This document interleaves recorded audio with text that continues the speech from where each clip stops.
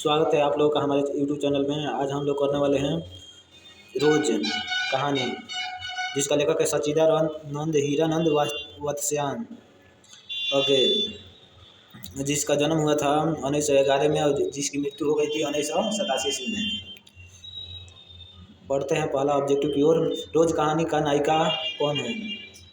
मालती, कलावती, सुनीता, रागिनी। रोज कहानी का नायिका मालती है। कौन है? रोज कहानी की नायिका मालती है। गैंग्रीन रोज शीर्षक कहानी किस वर्ष लिखी गई? जो रोज शीर्षक कहानी है वो किस वर्ष लिखी गई? 1924 ईस्वी में, 1930 में, 1934 में, 1941 में। गैंग्रीन रोज शीर्षक कहानी जो है वो 1934 ईस्वी में लिखी गई। कब लिखी गई? 1934 ईस्वी में। मालती किस कहानी की पात्रा है? रोज उसने कहा था जूठन तिरिच। मालती किस कहानी की पात्रा है? मालती रोज कहानी की पात्रा है। किस कहानी की? मालती रोज कहानी की पात्रा है। मालती के पति का नाम मालती के पति का नाम क्या था? मालती के पति का नाम चंद्रेश्वर, रामेश्वर, महेश्वर, रामनाथ क्या था? मालती के पति का नाम महेश्वर था। क्या था? मालती के पति का नाम महेश्वर था। मालती के पति का नाम महेश्वर था। शेखर एक जीवनी किस विधा की रचना है? शेखर एक जीवनी किस विधा की रचना है? ए में जीवनी, बी में आलोचना, सी में संस्मरण, डी में उपन्यास। शेखर एक जीवनी किस विधा की रचना है? शेखर एक जीवनी उपन्यास है। क्या है? उपन्यास है। शेखर एक जीवनी उपन्यास है। रोज कहानी के लेखक कौन है? रोज कहानी के लेखक कौन है? मौल्यवाद उदय प्रकाश भगत सिंह अज्ञे। रोज कहानी के लेखक कौन है? मौल्यवाद उदय प्रकाश भगत सिंह अज्ञे है। अज्ञे जी है। कौन है? अज्ञे जी है रोज कहानी के लेखक। गैंग्रीन क्या है? गांव, पौधा, जानवर, बीमारी। गैंग्रीन क्या है? गांव, पौधा, जानवर, बीमारी। गैंग्रीन एक बीमारी है। क्या है? एक बीमारी है। तार सप्तक के संपादक कौन है? तार सप्तक के संपादक कौन है? तार सप्तक के संपादक कौन है? मोहन राकेश, बालकृष्ण भट्ट, चंद्रधर शर्मा गुलेरी या अज्ञे। तार सप्तक के संस्थापक कौन है? तार सप्तक के संस्थापक अज्ञे जी है। कौन है? तार सप्तक के संस्थापक अज्ञे जी है। तार सप्तक के संस्थापक कौन है? अज्ञे जी। अज्ञे जी के पिता का नाम क्या था? अज्ञे जी के पिता का नाम क्या था? एक में डॉक्टर, ए में डॉक्टर अभयानंद शास्त्री, बी में डॉक्टर दयानंद शास्त्री, सी में डॉक्टर हीरानंद शास्त्री, डी में अच्युतानंद शास्त्री। अज्ञे के पिता का नाम हीरानंद शास्त्री था। क्या था? डॉक्टर हीरानंद शास्त्री। रोज कैसी कहानी है? मनोवैज्ञानिक, सामाजिक, ऐतिहासिक, राजनैतिक। रोज कैसी कहानी है? रोज एक मनोवैज्ञानिक कहानी है। कैसी कहानी है? रोज एक मनोवैज्ञानिक कहानी है। रोज एक मनोवैज्ञानिक कहानी है। रोज कहानी शीर्षक में किसने पूछा तुम कुछ पढ़ती लिखती नहीं? ए में लेखक, बी में पति ने, सी में भाई ने, डी में चाचा ने। किसने पूछा था? लेखक ने। छत्रसाल दशक के कितने छंदों में महाराजा छत्रसाल के वीरता के यशगान किया गया है? कितने छंदों में महाराज छत्रसाल के वीरता का यशगान किया गया है? 50 छंदों में, 52 छंदों में, 59 छंदों में, 10 छंदों में। कितने छंदों में? 10 छंदों में। कितने छंदों में? 10 छंदों में। भूषण की कविता में कौन सा रस पाया जाता है? भूषण की कविता में कौन सा रस पाया जाता है? ए में सिंहार रस, बी में भक्ति रस, सी में वीर रस, डी में वात्सल्य रस। ए में सिंगार रस, बी में भक्ति रस, सी में वीर रस, डी में वात्सल्य रस। भूषण की कविता में वीर रस पाया जाता है। कौन रस पाया जाता है? वीर रस पाया जाता है। निम्नलिखित में से किस कहानी में गैंग्रीन का उल्लेख किया गया है? निम्नलिखित में से किस कहानी में गैंग्रीन का उल्लेख किया गया है?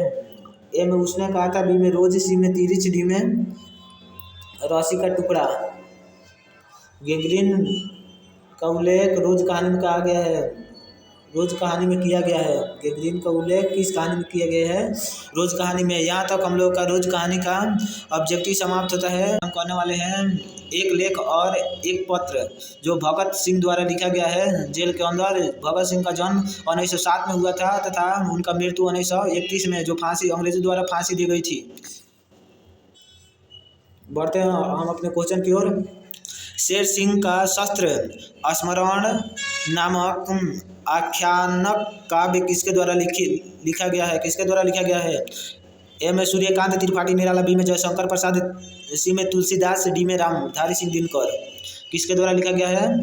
शेर सिंह का शस्त्र समरण किसके द्वारा लिखा गया है? जयशंकर प्रसाद द्वारा। किसके द्वारा? जयशंकर प्रसाद द्वारा। चिर विषाद बिलियन मन की किस कवि की पंक्ति है? चिर विषाद बिलियन मन की किस कवि की पंक्ति है? ए में पुत्र वियोग, बी में गांव का घर, सी में तुमुल कोलाहल कलह और डी में हार जीत।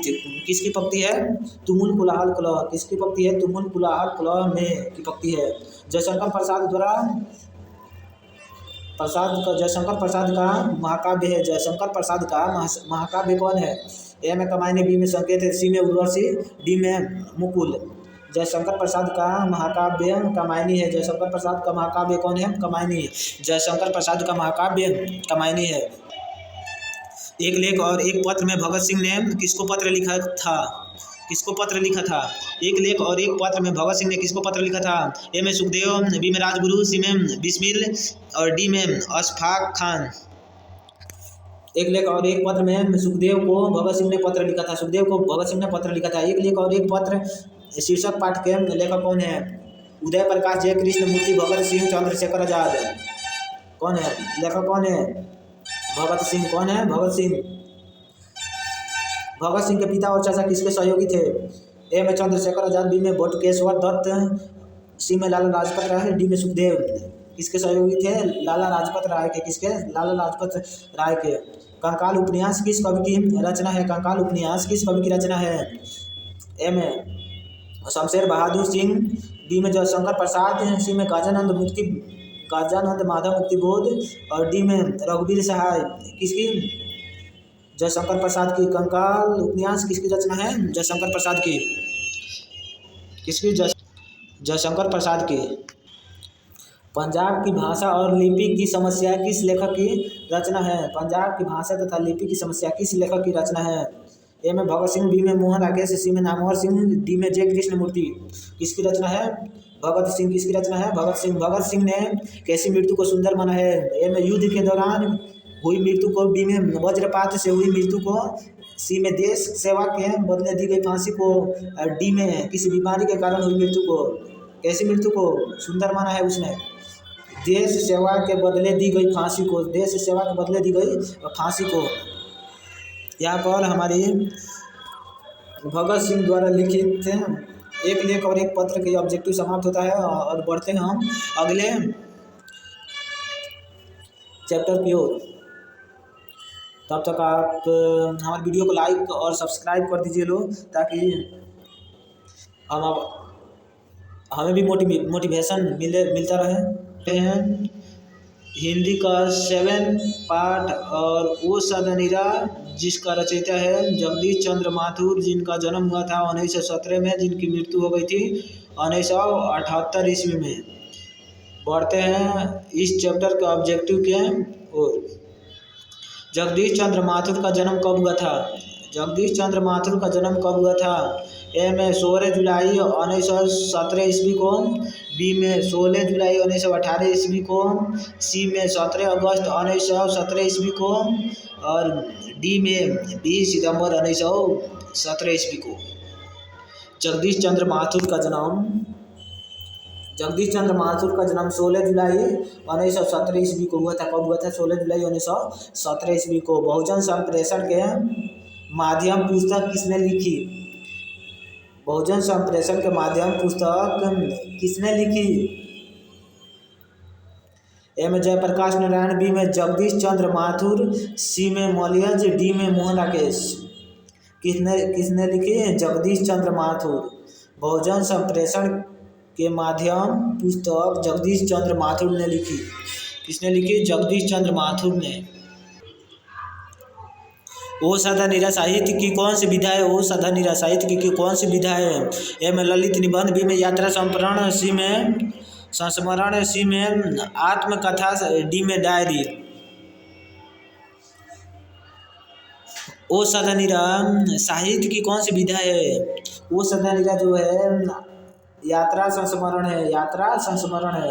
बिहार की कौन सा विशाल स्तूप प्राचीन स्थापत्य की अभूतपूर्व कृत है? अभूतपूर्व कृत है। ए में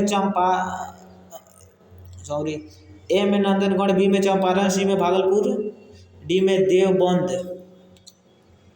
कौन सा है? नंदनगढ़, नंदनगढ़ है। कौन सा है? नंदनगढ़। वसुधरा भोगी मानव और धर्मार्थ मानव एक ही सिक्के के दो पहलू है। यह पंक्ति किसने लिखी है? ए में उदय प्रकाश, बी में जय कृष्ण मूर्ति, सी में मलयज, डी में जगदीश चंद्र माथुर। किसने लिखी है? किसने लिखी है? जगदीश चंद्र माथुर ने लिखी है। किसने लिखी है? जगदीश चंद्र माथुर ने।